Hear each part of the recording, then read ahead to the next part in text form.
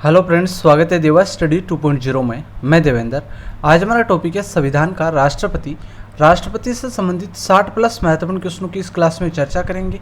आप किसी भी गवर्नमेंट एग्जाम की तैयारी कर रहे हो तो आपके लिए क्लास इंपॉर्टेंट रहेगी, क्योंकि यहाँ से हर एग्जाम में 2 या 3 क्वेश्चन पूछे जाते हैं। तो क्लास को एंड तक देखते रहना है और लास्ट में मैंने आपसे क्वेश्चन पूछा, उसका आंसर आपको कमेंट में देना है, ठीक है। और लास्ट में आपको ये भी बताना है कि 60 में से आपके कितने क्वेश्चन राइट हो रहे हैं, ठीक है। और साथियों, अगर आपको और भी क्लासें लेनी है जैसे Indian history, Indian geography, biology, chemistry, computer, तो आप चैनल पे इसकी प्लेलिस्ट में जाकर ले सकते हैं, ठीक है। तो स्टार्ट करते हैं। पहला क्वेश्चन है, भारत के राष्ट्रपति की तुलना निम्नलिखित में से किससे करना सर्वाधिक उचित है?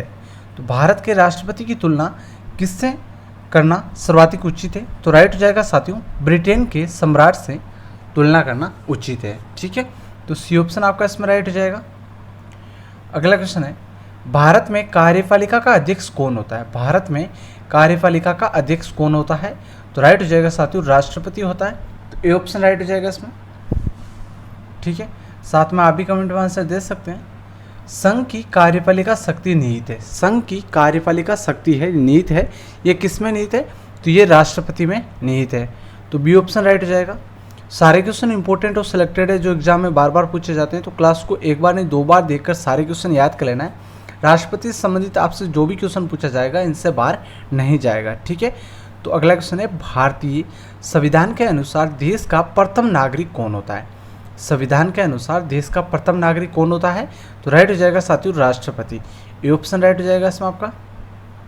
अगला क्वेश्चन है, भारतीय संविधान के अनुसार संघ की कार्यपालिका शक्तियाँ किस में निहित है? संघ की जो कार्यपालिका शक्तियाँ हैं ये राष्ट्रपति में निहित है। तो इसमें आपका बी ऑप्शन राइट हो जाएगा, ठीक है। अगला क्वेश्चन है, भारतीय संविधान के अनुसार देश की तीनों सेनाओं का अध्यक्ष सुप्रीम कमांडर कौन होता है? तीनों सेनाओं का सेनापति या सुप्रीम कमांडर या अध्यक्ष कौन होता है? तो ध्यान रखना साथियों, इसमें आपका राइट हो जाएगा राष्ट्रपति, ठीक है। भारतीय संविधान के अनुसार देश की तीनों सेनाओं का सेनापति, अध्यक्ष, सुप्रीम कमांडर राष्ट्रपति होता है। तो ए ऑप्शन आपका इसमें राइट हो जाएगा।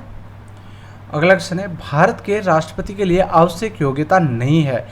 क्वेश्चन को पूरा पढ़ना है, यहाँ पर पूछा है योग्यता नहीं है, तो वह भारत का नागरिक हो, ये तो है। वे 35 वर्ष से अधिक आयु का हो, ये भी है। उसमें लोकसभा के सदस्य के लिए निर्धारित सभी योग्यता हो, ये भी राइट है। वह संसद के किसी सदन का सदस्य हो, ये जरूरी नहीं है। तो यहाँ पर क्या पूछा है, भारत के राष्ट्रपति के लिए आवश्यक योग्यता नहीं है, पूछा है कि वह संसद के किसी सदन का सदस्य होना जरूरी नहीं है। तो ये आपको ध्यान रखना है, इसमें आपका डी ऑप्शन राइट हो जाएगा, ठीक है।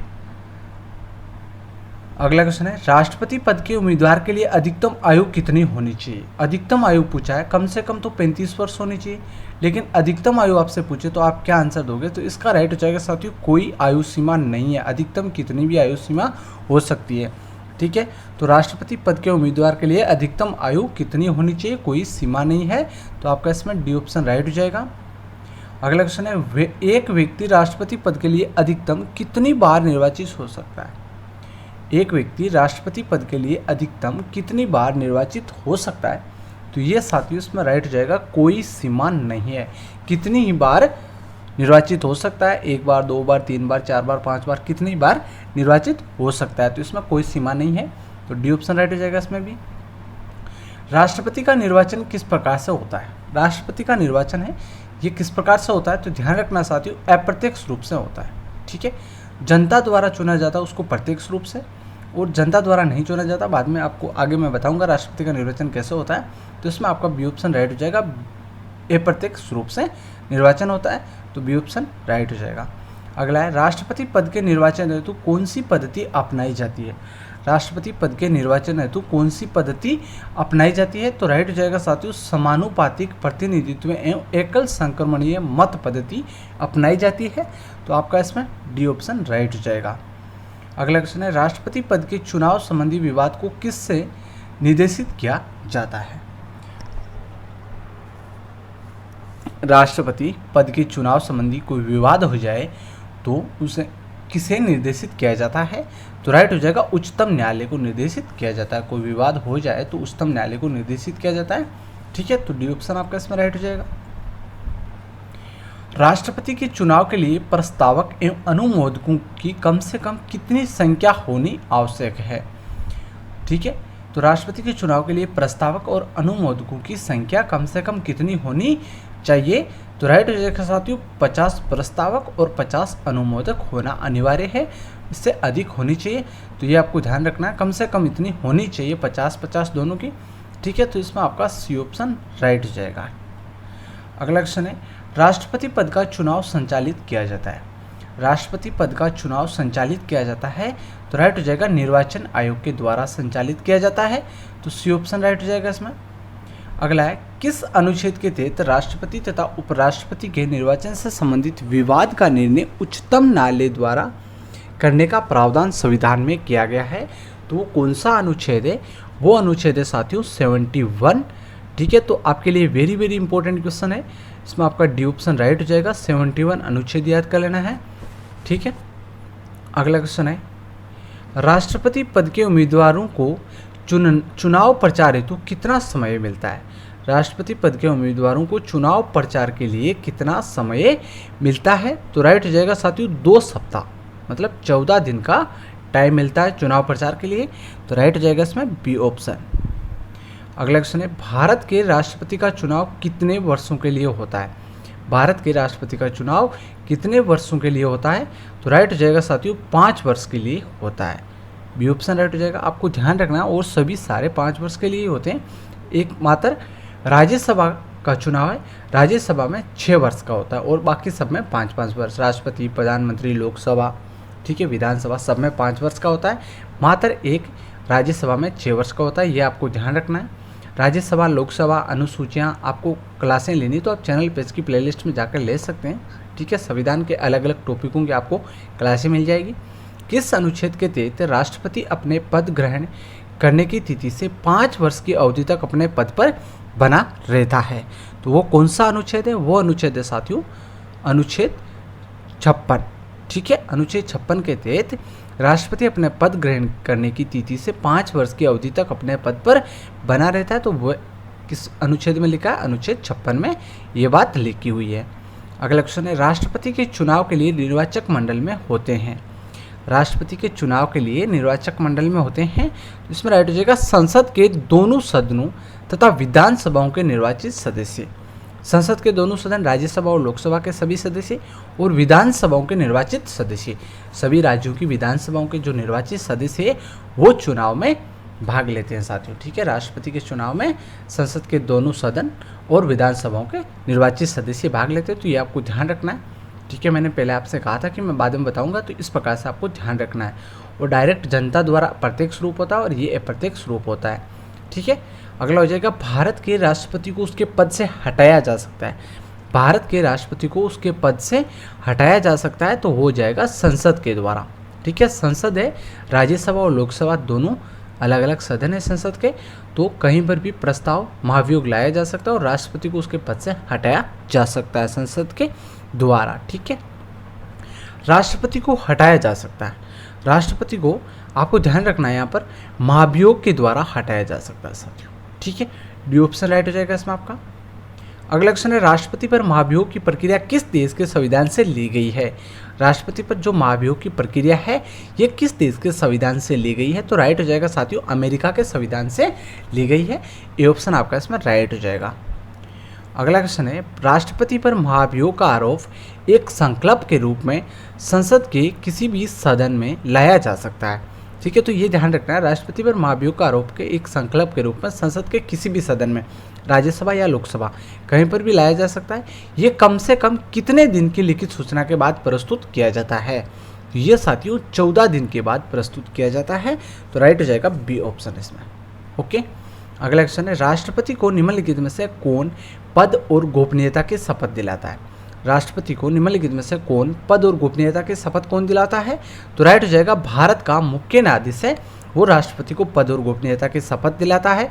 और राष्ट्रपति अपना त्यागपत्र किसको देता है? उपराष्ट्रपति को देता है। तो ये दोनों क्वेश्चन आपको ध्यान रखना है, पद की गोपनीयता की शपथ तो मुख्य न्यायाधीश दिलाता है, और वो त्यागपत्र किसको दे सकता है राष्ट्रपति? वो दे सकता है उपराष्ट्रपति को। ठीक है, अगला है, राष्ट्रपति संविधान के किस अनुच्छेद के तहत भारत के मुख्य न्यायाधीश के समक्ष शपथ ग्रहण करता है?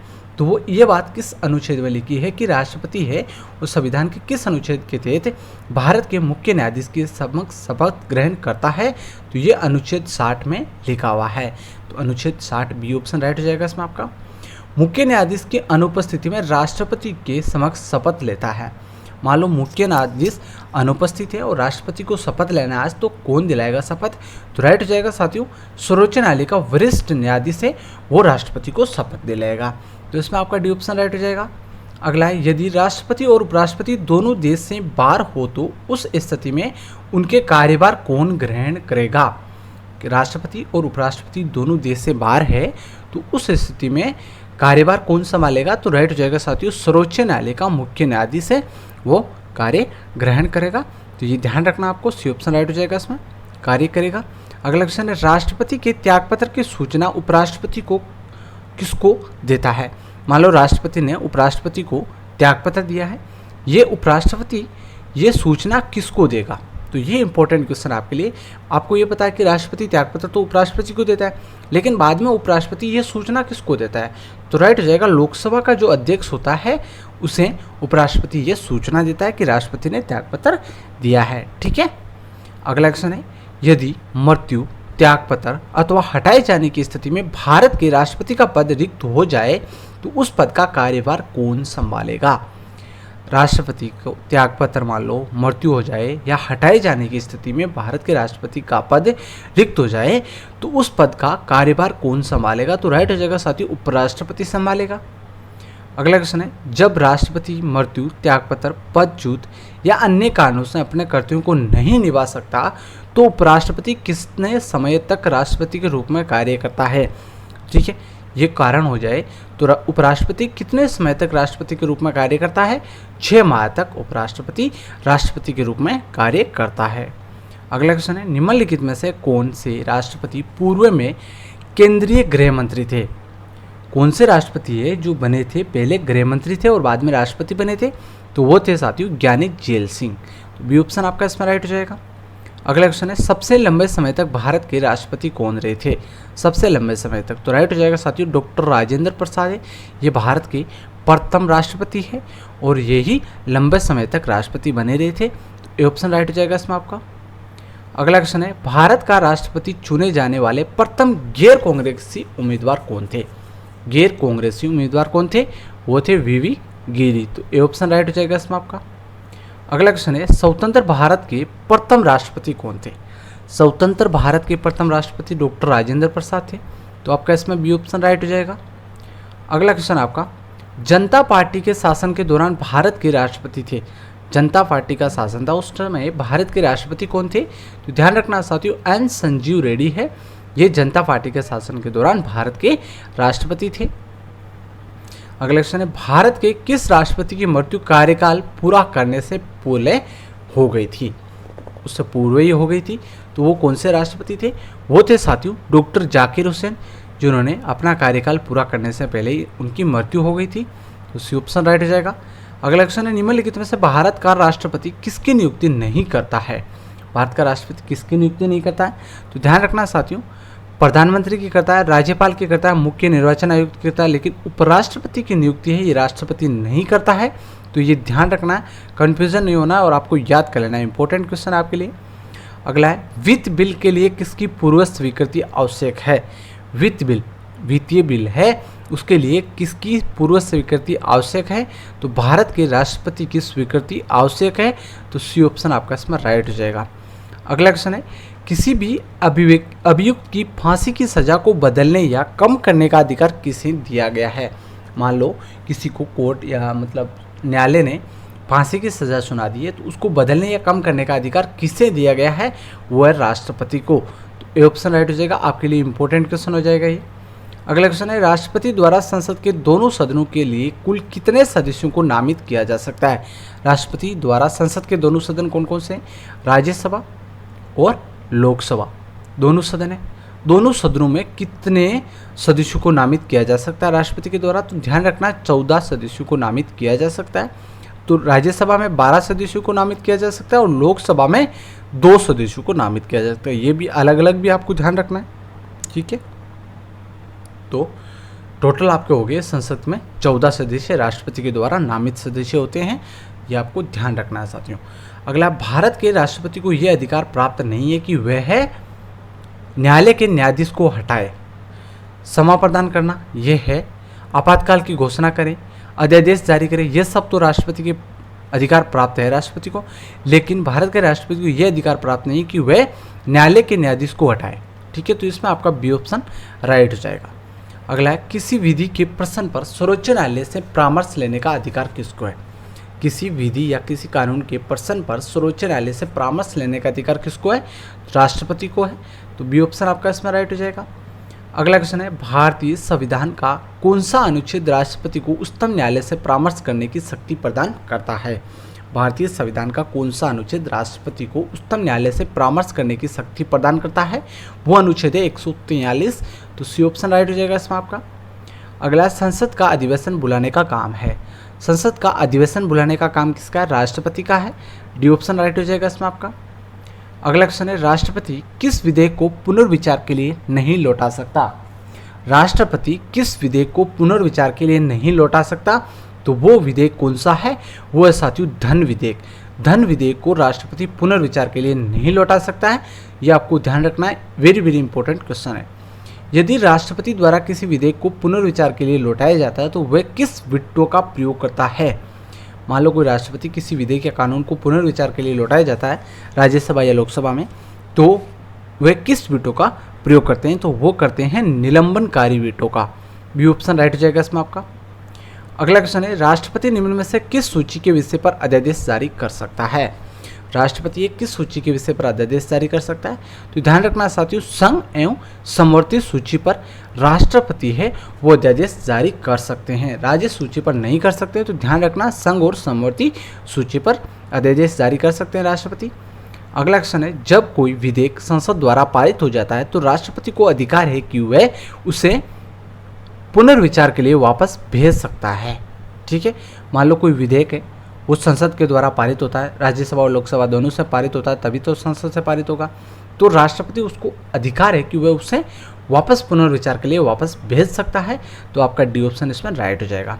अगला, अप्रत्याशित व्ययों की पूर्ति के लिए निम्नलिखित में से कौन भारत की आकस्मिक निधि से धन निकाल सकता है? अप्रत्याशित व्ययों की पूर्ति के लिए वो कौन है? वो है राष्ट्रपति, जो भारत की आकस्मिक जो निधि है वहाँ से धन निकाल सकता है। सी ऑप्शन राइट हो जाएगा। संविधान के किस अनुच्छेद के अंतर्गत राष्ट्रपति संघीय मंत्रिपरिषद की सलाह मानने के लिए बाध्य है? संविधान के किस अनुच्छेद के अंतर्गत राष्ट्रपति है ये संघीय मंत्रिपरिषद की सलाह मानने के लिए बाध्य है? इंपॉर्टेंट क्वेश्चन है। अनुच्छेद 74 के तहत ये बाध्य है कि मंत्रिपरिषद की सलाह मानना जरूरी होगा राष्ट्रपति के लिए। अगला है, राष्ट्रपति संविधान के किस अनुच्छेद के अंतर्गत अध्यादेश जारी कर सकता है? तो वो कौन सा अनुच्छेद है? वो अनुच्छेद 123 के अनुसार राष्ट्रपति संविधान के अनुच्छेद 123 के अंतर्गत अध्यादेश जारी कर सकता है। तो सी ऑप्शन आपका इसमें राइट हो जाएगा। राष्ट्रपति किस स्थिति में अध्यादेश जारी कर सकता है? राष्ट्रपति है वो किस स्थिति में अध्यादेश जारी कर सकता है? सदन के अधिवेशन न रहने की स्थिति में। मान लो सदन जैसे लोकसभा राज्यसभा के अधिवेशन जो होते हैं वो स्थिति में ना है, तब राष्ट्रपति अध्यादेश जारी कर सकता है। राष्ट्रपति द्वारा जारी एक अध्यादेश संसद के सत्र शुरू होने के बाद कितने समय तक रख जाना आवश्यक है? मान लो कोई राष्ट्रपति उस समय संसद के सदन नहीं चल रहे हैं, उस समय राष्ट्रपति के द्वारा कोई अध्यादेश जारी किया है, वो मान लो वापस संसद चालू होने के बाद में संसद के दोनों सदन, उसके बाद में संसद के जो सत्र शुरू होने के बाद में कितने समय तक वो अध्यादेश रखा जाना आवश्यक है? वो है आपका 6 सप्ताह तक, ठीक है। उसके बाद में नहीं रखा जा सकता। अगला, भारत के राष्ट्रपति के पास कौन सी वीटो शक्ति होती है? भारत के राष्ट्रपति के पास कौन सी वीटो शक्ति होती है? पूर्ण निषेध, निलंबित निषेध, पॉकेट निषेध। तो राइट हो जाएगा इसमें डी ऑप्शन, उपरोक्त सभी, ठीक है। अगला क्वेश्चन है, अध्यादेश जारी करने का अधिकार राष्ट्रपति का कौन सा अधिकार है? अध्यादेश जारी करने का अधिकार है राष्ट्रपति का कौन सा अधिकार है? यह अधिकार है विधायी अधिकार, ठीक है। ए ऑप्शन राइट हो जाएगा इसमें आपका। अगला क्वेश्चन है, भारत एक गणतंत्र है, इसका अर्थ है, भारत एक गणतंत्र है, इसका अर्थ है भारत में वंशानुगत शासन नहीं है, इसलिए भारत एक गणतंत्र देश है। अगला है, नामांकन के समय राष्ट्रपति पद के उम्मीदवार को जमानत के तौर पर कितना रुपये जमा करना पड़ता है? तो राइट हो जाएगा 15,000 रुपये जमा करना पड़ता है। भारत का राष्ट्रपति किसका एक अभिन्न अंग है? भारत का राष्ट्रपति किसका एक अभिन्न अंग है? तो ध्यान रखना साथियों, संसद का अभिन्न अंग है। संसद से आपसे पूछे कि अंग कितने हैं संसद में, तो 3 है, और सदन कितने? 2 है। तो ध्यान रखना ए ऑप्शन आपका राइट हो जाएगा। अंग कौन कौन से? राज्यसभा, लोकसभा और राष्ट्रपति। अगला क्वेश्चन है, निम्नलिखित में से किसी भौगोलिक क्षेत्र को अनुसूचित क्षेत्र घोषित करने का संवैधानिक अधिकार किसको है? मान लो कोई भौगोलिक क्षेत्र है, उसको अनुसूचित क्षेत्र घोषित करने का संवैधानिक अधिकार किसको है? तो राइट हो जाएगा राष्ट्रपति को है। डी ऑप्शन आपका इसमें राइट हो जाएगा। अगला क्वेश्चन है, भारत के पहले राष्ट्रपति के रूप में डॉक्टर राजेंद्र प्रसाद का चुनाव किया गया था। भारत के पहले राष्ट्रपति के रूप में डॉक्टर राजेंद्र प्रसाद का चुनाव किया गया था संविधान सभा के द्वारा। ठीक है, सी ऑप्शन राइट हो जाएगा इसमें आपका। अगला क्वेश्चन है जिसका आंसर आपको कमेंट में देना है, निम्नलिखित में से कौन भारत के राष्ट्रपति के चुनाव में भाग नहीं लेता? चुनाव में भाग नहीं लेता, इंपॉर्टेंट क्वेश्चन हो जाएगा। मैंने आपको पीछे बताया था कौन कौन भाग लेता है चुनाव में, तो अब आपको इसका आंसर देना है साथियों। ठीक है, अगर आपको ये सारे 60 क्वेश्चन याद नहीं हुए तो क्लास को दोबारा स्टार्ट कर लो। ज़्यादा टाइम भी नहीं हुआ है, 20 मिनट की क्लास है, 20 मिनट और देख लो तो आपको सारे क्वेश्चन याद हो जाएंगे। और यही एग्जाम में क्वेश्चन बार बार पूछे जाते हैं, तो सारे क्वेश्चन आपको याद कर लेना है। ठीक है, और बाद में आपको बताना है कितने क्वेश्चन आपके राइट हो रहे हैं 60 में से। और इस क्वेश्चन का आंसर आपको देना है राज्यसभा, लोकसभा, विधानसभा, विधान परिषद। ठीक है, इसका आंसर कौन देता है सबसे पहले ये भी देखते हैं। ठीक है, और क्लास को लाइक, चैनल को सब्सक्राइब जरूर कर लेना, क्योंकि यहाँ पर आपको हर दिन क्लास मिलती रहती है, अलग अलग टॉपिक वाइज क्लास आपको मिलती रहेगी। ठीक है, तो धन्यवाद, जय हिंद।